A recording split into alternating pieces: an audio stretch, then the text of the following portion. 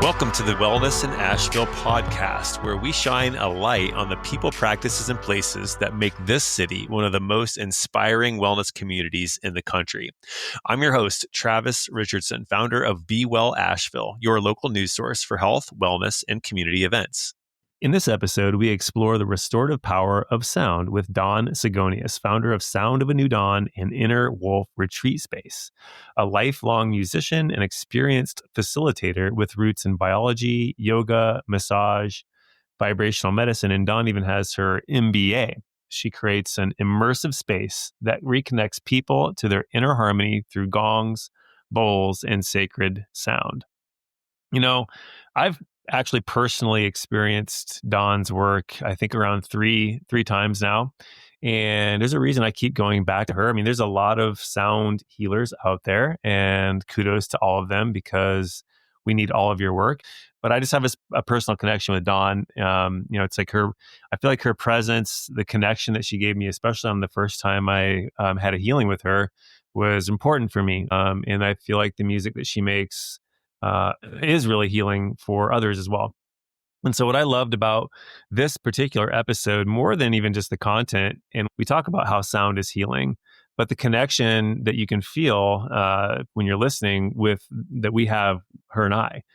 We laughed a lot, we smiled a lot, and we just really enjoyed ourselves. And I feel like sometimes that's the most healing thing that can come out of a conversation.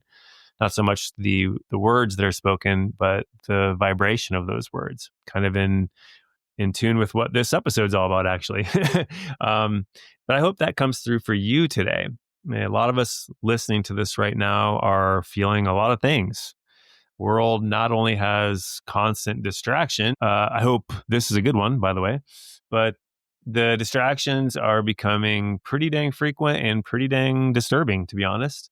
So again, I hope today, Dawn, and I remind you of who you are, how stillness really is your inner truth and your birthright. And if you listen to the end, you're going to find an amazing discount and promotion that Dawn is giving all of the listeners.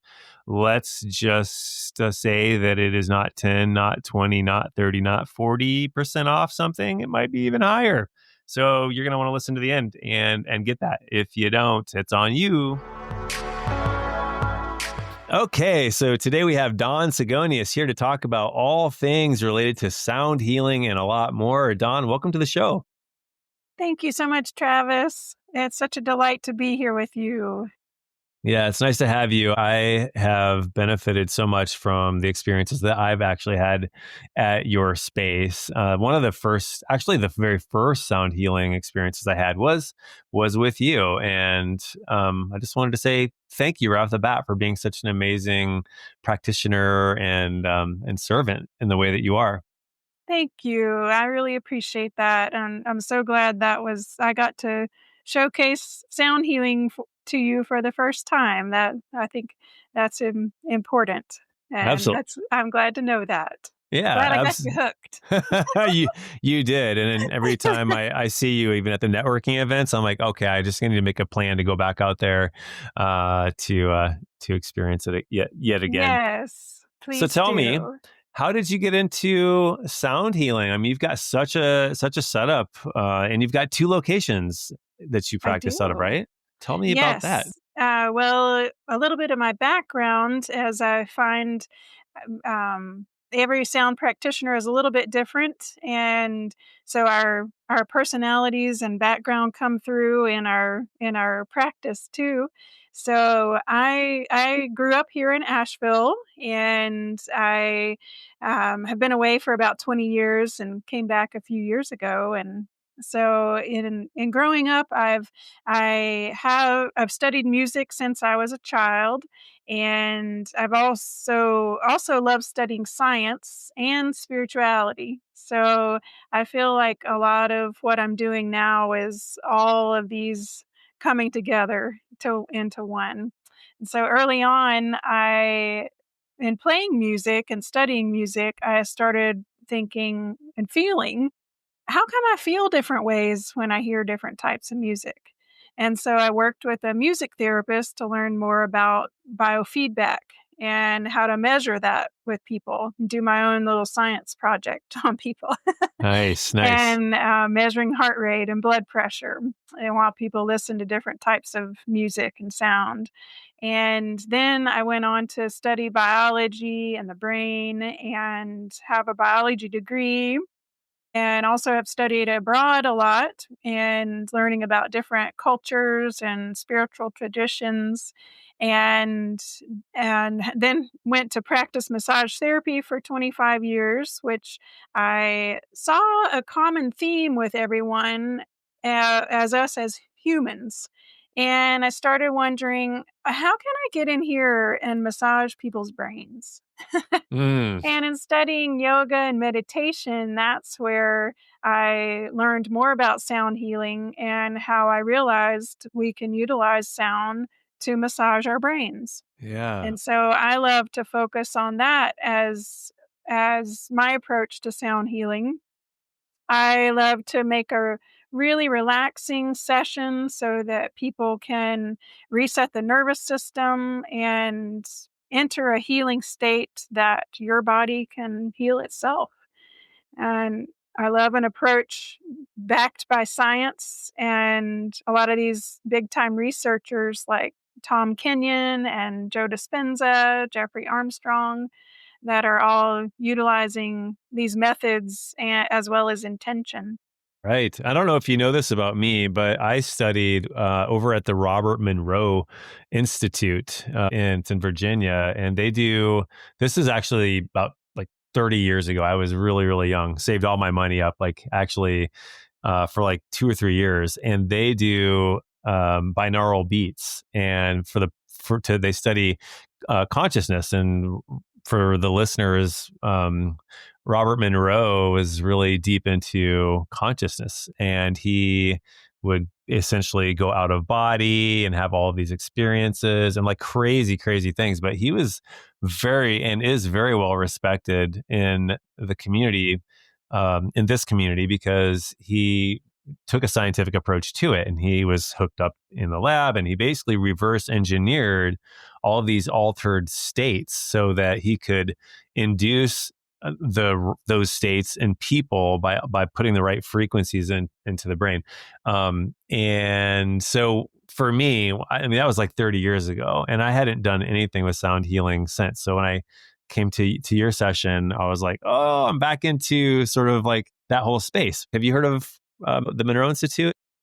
I think that does sound familiar, and it also reminds me of uh, Royal Raymond Rife, Yes, the and Rife machine. yeah, the Yes. Rife machine and the beam ray, and how he has targeted different frequencies to help different organs and to target different microorganisms that may be causing a problem too.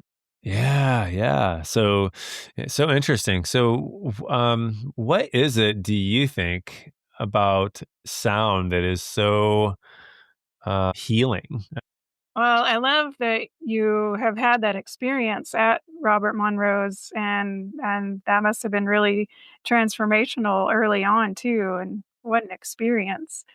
And I think what your question goes along with those approaches too, that every organ has a frequency to it, and sound is one of the few things that can affect the space that's within the organ and around the organ, each organ, and our body holistically, especially. And so and especially helping the body relax into a space coming out of sympathetic fight or flight nervous system so that we can enter a state of healing. And a lot of us, with our culture the way it is right now, have forgotten, or we're just so amped up in go mode that a lot of us don't enter that state of deep healing.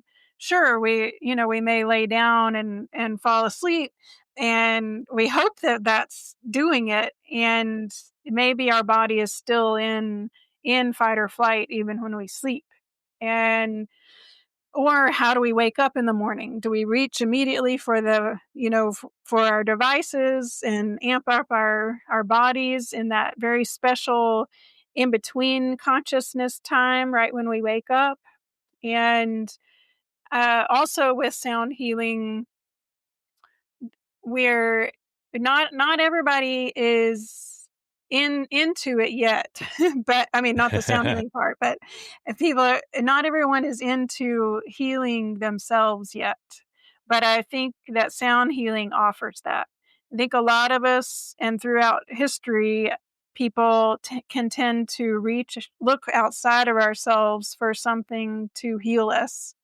We go to the guru, we go to the doctor, we, are seeking, oh, what can I, like you said, what can I ingest? What can I, what can I add to my life? And where our bodies and our brains are capable of so much in this miraculous organism that we live in that is electrical and that it has such healing capacities. I mean, you think about the the uses of like Coca-Cola that it can like dissolve battery acid, and then our stomachs can digest it and break it down, and it's like actually safe, somewhat safe to to to drink. That is an amazing body that can do something like that. Right. And then to utilize the healing qualities of the body, get ourselves into this healing state to heal yourself Hmm. and to consciously work with the unconscious mind too, to how we can support our minds in changing our thoughts and adopting healthy thoughts too.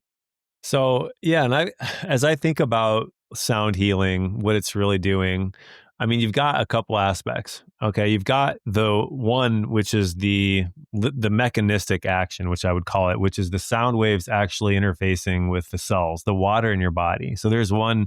So there's that. We know that from the work of there was a Japanese scientist, Emoto, the guy that Yeah. did the stuff with water, right? Where he showed that, and I think I mentioned this on a other podcast, so hopefully my listeners aren't like, dude, you already mentioned that. but I'm mentioning it It's again, dang it. important. Yeah. It's important because you have the cells in your body contain mostly water. We all know this. And if you can, he showed that you can take water, ice crystals and or basically water that would turn into ice, and the better the sound quality or the more loving the frequency, the better geometric pattern would emerge. Well, that's you, like that's inside your body. So you've got that on the one hand. The second thing I feel like what you're doing does is gives people a chance to slow down and maybe their breath slows. And when your breath slows, maybe your pH in your body becomes a little more alkaline. And so when we talk about healing, it's not like just woo woo healing stuff. It's like literally you're inducing physiological, biological changes in more than one way. Am I missing anything? I feel like that's like Oh, that covers a thank lot of you it, for right? explaining that so well. That was perfect. I have a firsthand story that demonstrates Emoto's um, technique or his basis and Nice. how sound can transmit the feeling too, Yeah. and why it's important to find a sound healing practitioner that you resonate with. And I find that it's really important to know who can work with their own thoughts, like which practitioner can work with their own thoughts too, because I feel like that's so important. That's why I love to utilize people's intentions with my sessions. That thinking about their intentions gives my brain something to focus on, so that it doesn't scamper off and, occupy itself with something else, which is so common for all of us. And to be able to put whatever is happening in the rest of your life at the door and focus especially on that sound session. And so utilizing Emoto's view, there's this story. My friend was playing his gong at the end of his yoga class, and he had a random thought come in, like we all do sometimes. And his thought was, don't forget to buy bananas. And he's like, come on, brain. I'm playing the gong.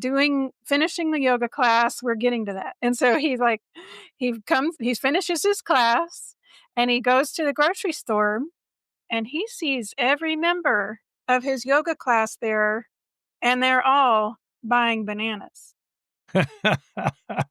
That is hilarious. That Oh my sound gosh. can transmit Yeah. thoughts, amplify thoughts. That really, drove it home for me of the importance of being fully present and focusing on who's there and why hearing everyone's intentions are so important. Yeah, yeah. So it's like sound could be an amplifier. It makes me think I've heard like this is kind of going on a stretch, but the pyramids at Giza, maybe like we're still trying to figure out how those things got built, right? And there's some idea that sound maybe played a part. And if it's an amplifying force, maybe it creates a little less friction when those things are being moved. Who knows, right? Good point. Who knows? Lots of Yeah. mysteries. So tell me, so again, you have two different spots. Tell me about the actual spots, and then tell me about what somebody can expect if they were to come into a group session with you. Yes. So I do have the two spaces. One is the Sound Nest and in Alexander, just 20 minutes outside of Asheville. That's my smaller sound studio that is designed like a sound chamber. And so people notice the calm atmosphere with the acoustic panels, and I have eight to 10 spaces in that setting. And that's on soundofanew.com. And my other space is a retreat space, innerwolfretreatspace.com. And that's just outside of Asheville in the Mars Hill area. And there I love to focus especially on rest retreats. That's my big focus this year, especially. And to encourage, to provide a space for people to come and remember how to rest.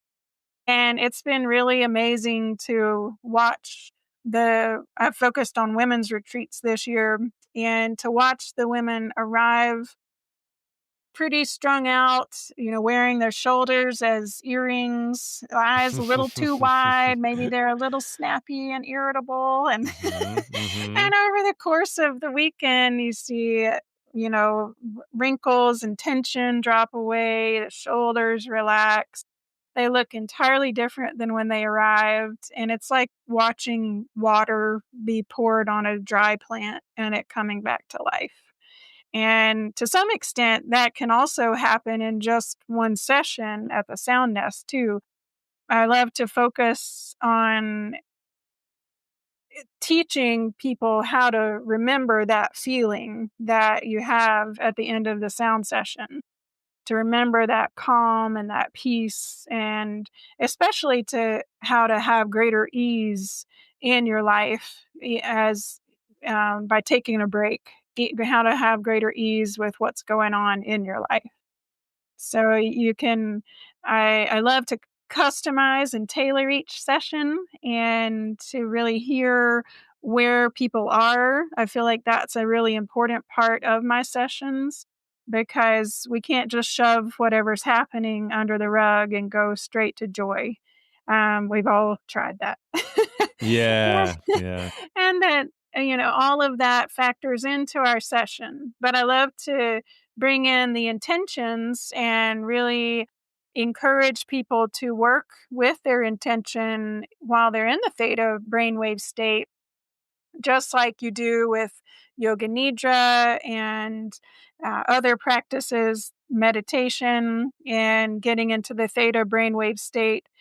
I can also hear the emotive quality of sound. So I hear anxiety, I can hear grief, I can hear fear, and I can also hear joy and rising up and strength. And so it's amazing to hear those emotions in the sound, a similar approach to what Eileen McKusick is doing too with the tuning forks. And I took her training and realized, oh, that's what I'm doing. I can hear that emotion and I can honor what's going on for each of us in our lives and then lift it and nourish it and give it a little fresh air and sunshine and help us take another step. Yeah, gosh, when I think about the times when I've come away from your sessions, think I've done three, or yeah, think I've done three, and I always like carry with me this like undertone of calm. Unfortunately, I'm bad at like day 3 or 4. I start to come back. I pop into my normal way again. And I feel like I've done this a lot, and it's something I'm working on. Do you have anybody that, like, I guess, how do you support people, or do you support people like post experience, or like what do you recommend to kind of hold on to the calm that you produce in them?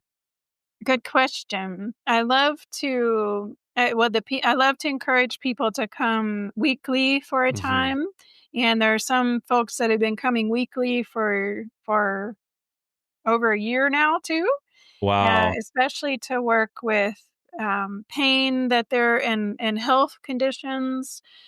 There's also one fella who's come that has been through a depression and a lot of PTSD and some ADHD. And so he's finding that the sound sessions have totally transformed his life, given him the ability to face life in a different way and to be able to focus and have clarity and rest better. And people healing from surgeries too. A lot of different and emotional support. So just sharing those instances of people coming for a more regular time, and then because what it's doing science wise, also you might find this really really cool. Is it's helping us to create a new neural pathway in the brain. Okay. Life up to this point is a pretty well-worn groove. Like, it's many years that it's taken to make this grand canyon of being in our brains. Yeah, telling me. And and so our body feels this way of calm, and it can remember it for several days or a week even. And then life happens again. And so it's one thing I encourage too is to regularly call up that feeling that you had that deepens that neural pathway in the brain each time. And at first it's just a little line in the sand, and life comes along and washes that away. And then we draw that line again. We draw it again. And then we're about to fall into the grand chasm, and we're able to pull ourselves back at one point and say, "No, I'm going to be calm. I'm going to take this approach. I'm going to take a different street." Like Portia Nelson's poem. Yeah, yeah. Well, my experience, this just kind of came to me as we're sitting here talking, and I just realized that the times that I've had when I was in emotional pain and I was really suffering, usually it was around a relationship of some type Yeah. transitioning. The thing that helped me the most was two things. One was a sweat lodge, and it was the chanting and the drumming inside the lodge, and it like I don't know what it did. It like literally full force felt like it was piercing my soul to like the nth degree in a good way. And I was able to, in the darkness and in the heat and the sweat and the griminess of that, sort of like it's like, symbolic of a womb, right? Because I was like Absolutely. kind of like trying to be reborn there. And I've had that experience with sound healing as well, where I'm just laying there. And for people that maybe have never even heard of what this modality is, it's a laying down modality. You're just completely still and relaxed and comfortable, and you let the vibrations wash over you, and you'd be surprised what can come up. Like, I've had tons of things, and it feels like it's the only way I can describe it is something is breaking apart inside me that is like dark and not helpful. What Yeah. what do you feel like is happening? Why is that happening? I mean, it's great that it does. I'm just curious, like, what is your take on what's going on for somebody Yeah. who's got an emotional thing like that? Yes. And my approach to sound, I love that it's very gentle. Like it's a gentle way of letting go. And yes, the volume of the instruments raises and lowers, that it's not always quiet, but the overall way is encouraging to let go. And Eileen McKusick has a great visual for what's happening with the sound. That we all have a biofield that surrounds our bodies. It's in a torus shape, Mm, and in there's different lines that go out from each chakra, and that correlates to the years of our lives.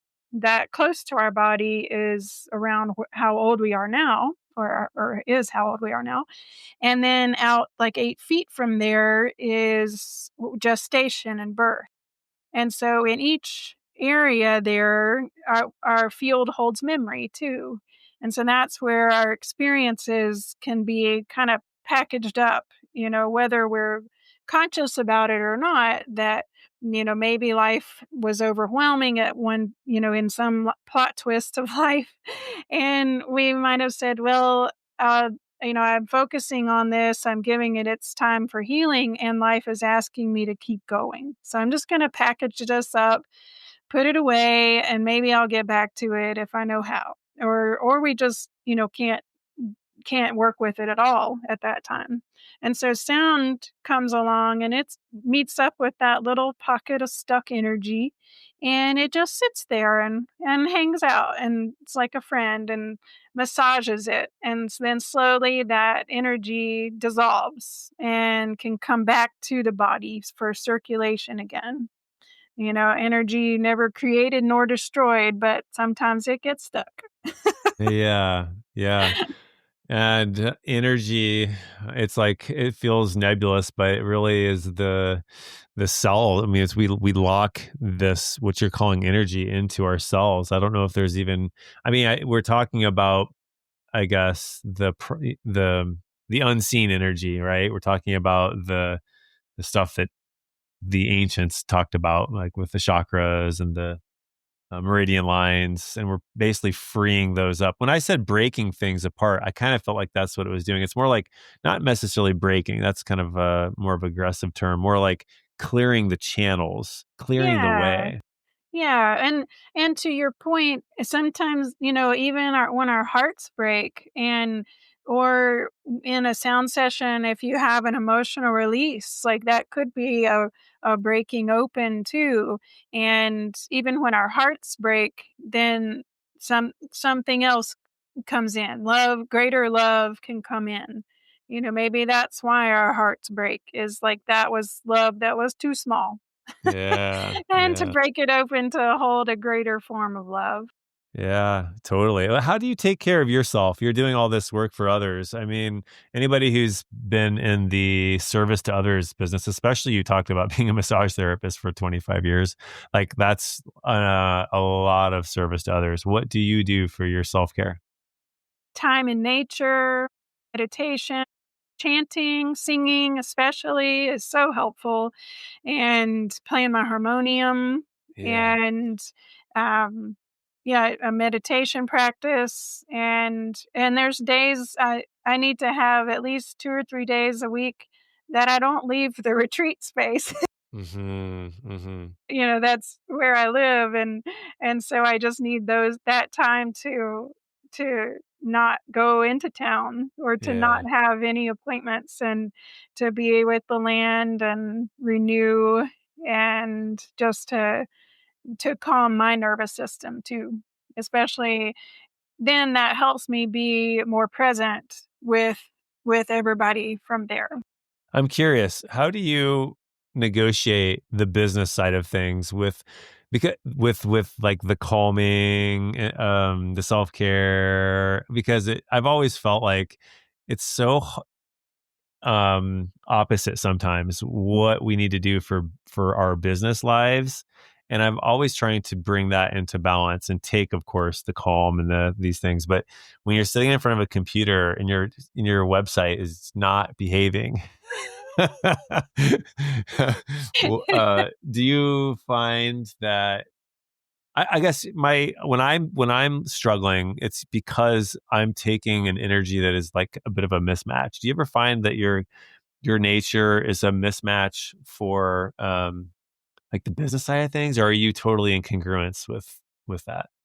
Well, that is interesting, and I know a lot of people in the wellness field, uh, um, do well. I know a lot of people in the wellness field can be challenging, and I've studied business as well, and have an MBA in marketing and entrepreneurship, and That's so true. I totally forgot about that. So this is not foreign concept to you. that I've been working on it my whole life, and I've had my own businesses for 25 years now too, along with managing resort spas and working in hospitality. So I think it's always everything that we do, every position that we have, like that, every job or everything that we're learning, it helps expand our capacity in some ways like that. No, we can't all just start out the gate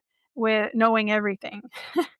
And so during the pandemic, I learned how to build my own website and just kept edifying it. And yeah, to be honest, like to your point, there are times when you thought you had your website work. I've thought I had my website working, and then it's developed this weird glitch. Like that Yeah. just happened. And there's times when my computer then starts to like take forever or it's typing weird even, and I'm like, "Okay, it's time to restart." Yes. And I like, okay, it's time to restart myself too. When you're yeah. like when you have that feeling of getting amped up into, "Come on, just do it faster."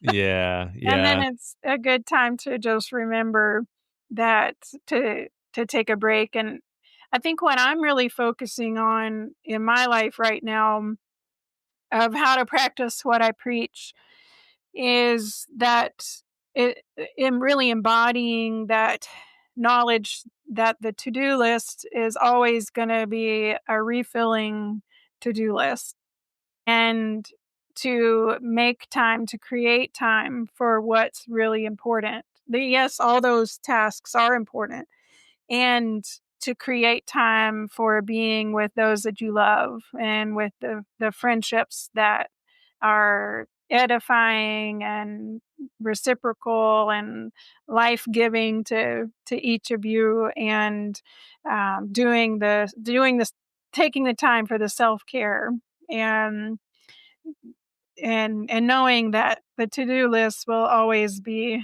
ever refilling. Never goes away. Never, ever, ever, ever, ever goes away. But time does. Time does. And to Yeah. be able to dedicate that, create our lives how we want. And that's another thing I try to help people with in my sessions too is, don't get run by life. We can, the only thing that we have control over is how we look at life, Totally. and to be able to choose a way of responding with ease or chaos, which feels better to you. Yeah, absolutely. Absolutely. Yeah, I totally agree with that. And yeah, yesterday I was trying to decide if I should do some more tasks around the house, but it was like Sunday, and I'm like, oh my gosh, if I don't go, and it's like I've been thinking about going on a hike for a while, and I'm like, if I don't go on a hike at some point, then I'm just never going to go on a hike. And like, why am I even living in Asheville then? If I, what am I doing here if I'm not going to take advantage of all the amazing places there are to go spend time in nature here? So Right. tell me about what are all of the components that a weekend retreat kind of situation would be. I'm actually curious even for myself. That sounds fascinating. I know you have lots of other things that you integrate into like a weekend experience. What are some of those?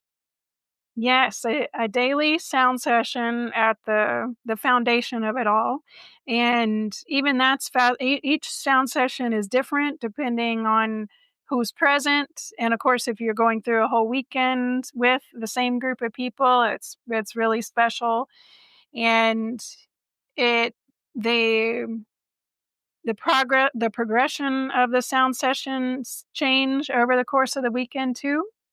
Usually moves from really moving a lot of heavier energy into lightness and joy.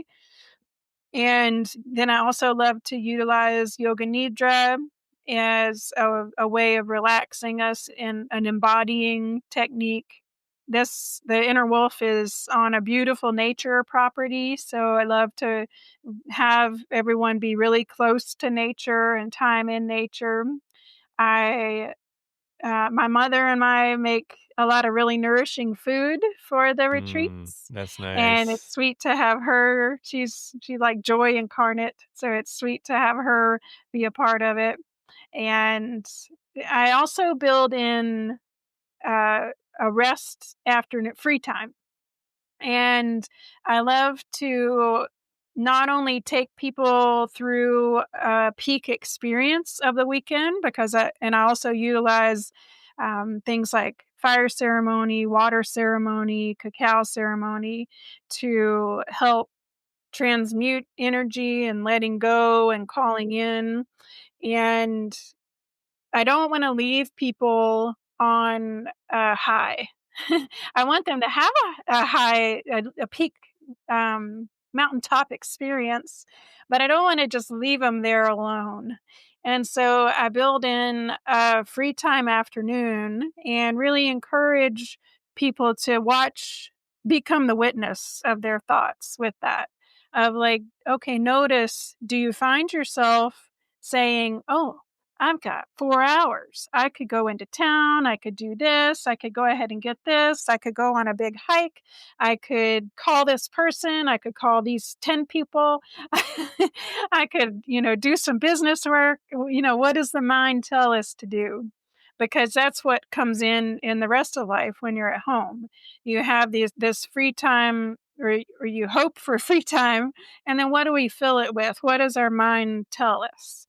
And to be the observer of the mind, to get a little space from that usual thoughts, and to be able to work with your thoughts a little better. And that too is a practice.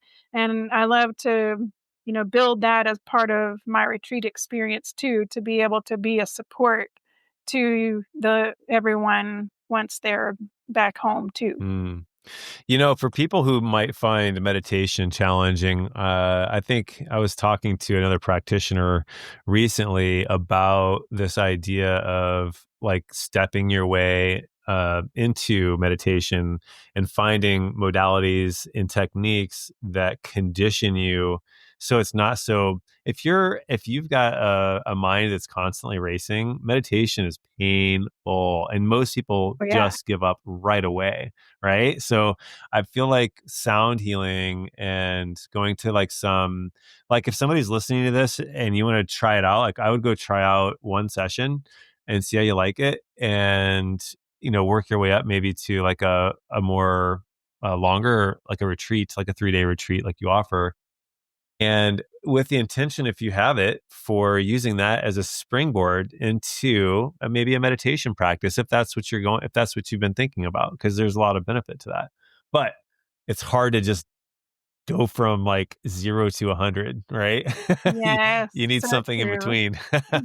And sound healing itself, especially the nature of the gong, it can help to neutralize thoughts. So you might find that there's a thought that pops up in your mind and then it just poof and dissolves.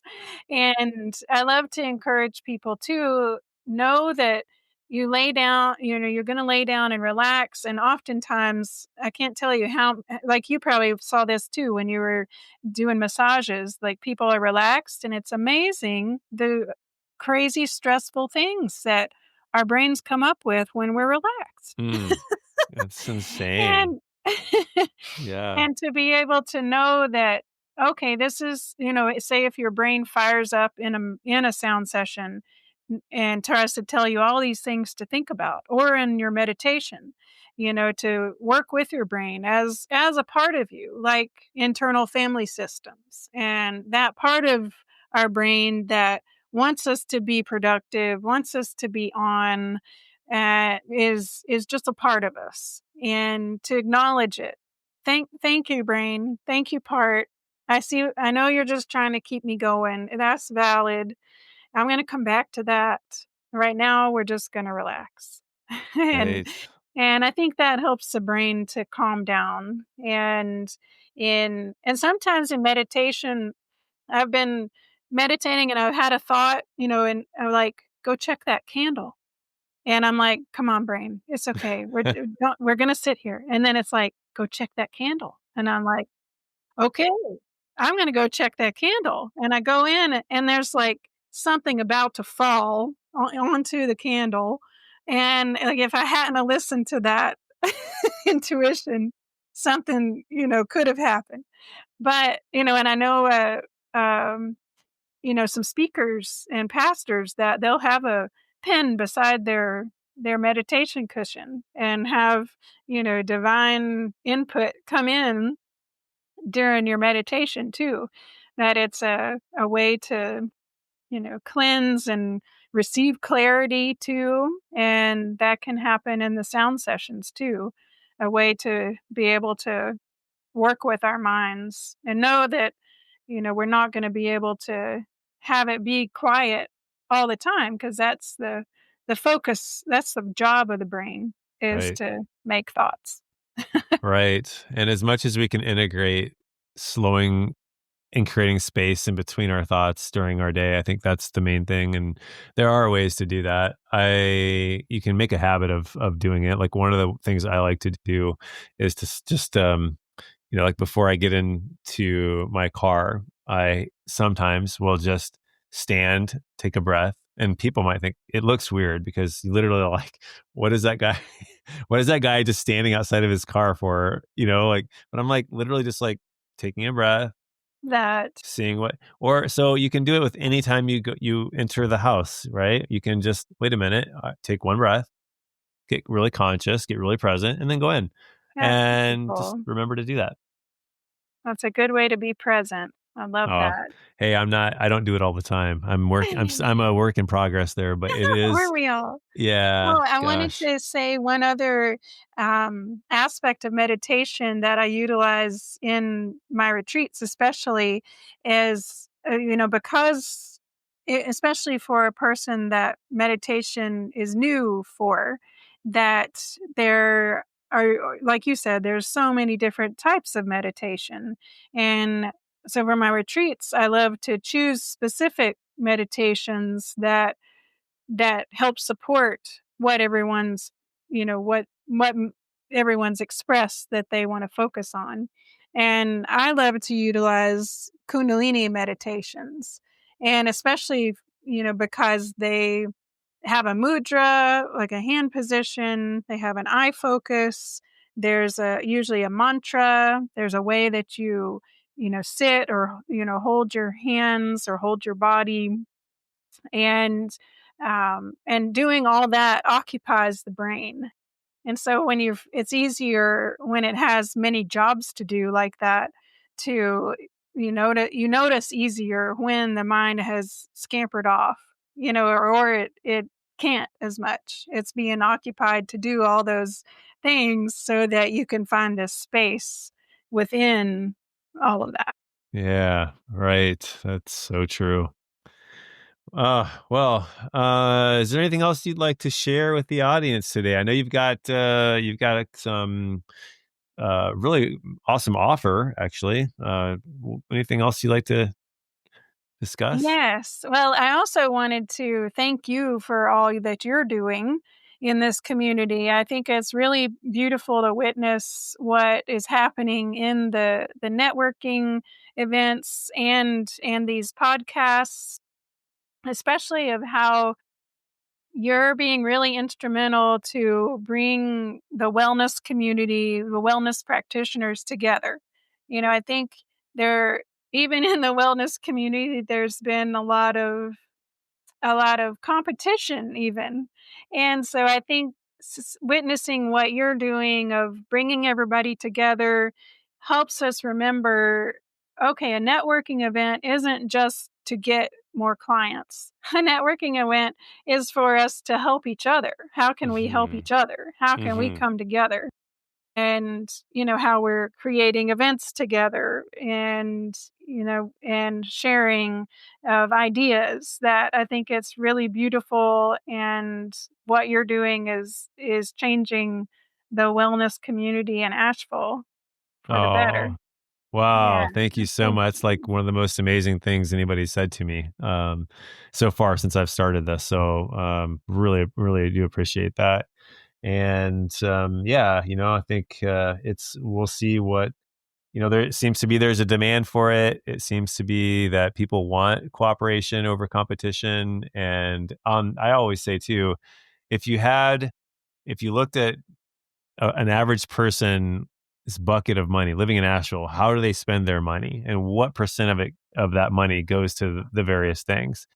The truth is there is plenty of resources to go around to shift, even not in addition to somebody's budget, but there are plenty of ways to shift some of a person's budget into being healthier, to work, to finding out how to be healthier, to find out what ways and what tools and what experiences can they have. And the prices ranges for all these things are everything from free to very expensive. I mean, if you want very expensive, you can go to the Omni and stay overnight and go in their spa.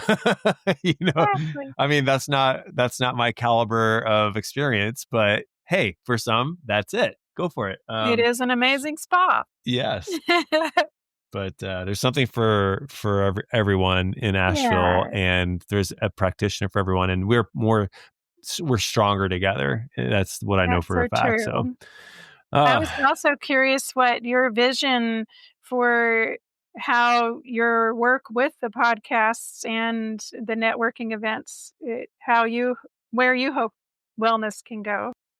I want to put Asheville on the map, like on a bigger level. So I want to try to, and I have a few different things I've been thinking about. I'm not sharing everything just yet, but like I really see Asheville as being a wellness destination that is more nationally known than it is today.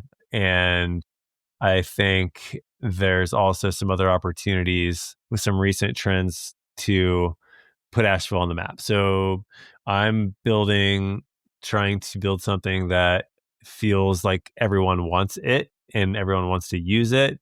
And once I've done that successfully, then I can take it to a larger audience. But I first have to understand how how people see what I'm doing and how I can better fit it to their needs, both for practitioners and also the people that are using it. So I give that a year of just even figuring that out. Yeah, I think that's beautiful. And, just to bring it back to Grove Park, that like as an example of how Asheville has been a wellness destination for its whole time Mhm. of being, like how, Mhm. Mr. Grove and his Grove's tonic, Yeah. and at places in Asheville being a respite for tuberculosis and like a wellness community for all of its history, Yeah. that there's a lot of healing energy here. We So have it. I think your focus, that's really beautiful to rejuvenate it. Yeah.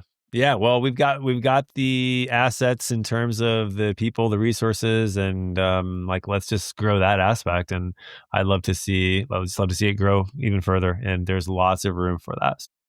Thank Yes. you for being a part of it. I think, by the way, for the listeners, we've got Dawn is on the front cover of the sound healing guide that I recently put out. So you can also go check out that guide and you'll see her face on there and her business and some other sound healers and some other modalities too. So, Thank you you're so very much, welcome. and I would love to encourage anyone to come to my regular weekly sessions, and to come back and to enjoy a buy one get one free experience. So you can bring somebody with you to enjoy it, and just contact me and let me know you heard it on Be Well Asheville. Yes.